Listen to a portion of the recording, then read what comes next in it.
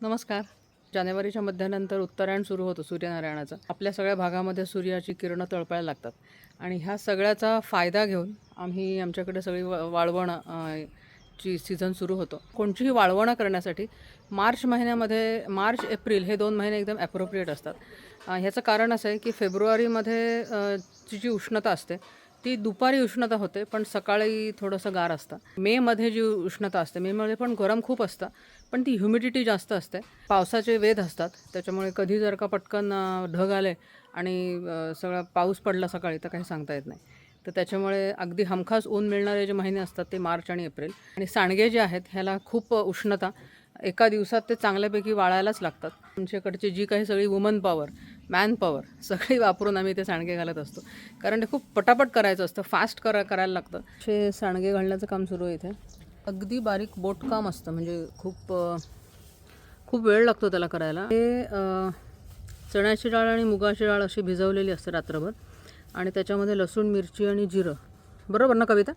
बरोबर. ही जी बाज आहे दुसरी, ह्याच्यावरती काल केलेले सांडगे वाळत घातलेले आहेत. अजूनही आतमध्ये थोडेसे मऊ आहेत, ह्याला 2 दिवसाचं ऊन कडकडीत लागतं. म्हणजे समप्रमाणात दोन्ही डाळी घ्यायच्या. वाटीचं प्रमाण घेतलं तरीसुद्धा चालू शकतं. दोन्ही डाळी एकत्र करायच्या, नळाच्या पाण्याखाली स्वच्छ धुवायच्या आणि हे रात्रभर भिजायला ठेवायचं. या मशीनवरती हे सांडग्यांचं किंवा कुरड्यांचं खूप छान होतं. आपल्याला पाहिजे तसं भरड वाटलं जातं, पण हे मिक्सरमध्ये पण करता येतं. मागच्या एका व्हिडिओमध्ये कोणीतरी विचारलं होतं की हे मशीन कोणचं आहे. ही ॲडव्हर्टाईजमेंट वगैरे अजिबात नाही आहे.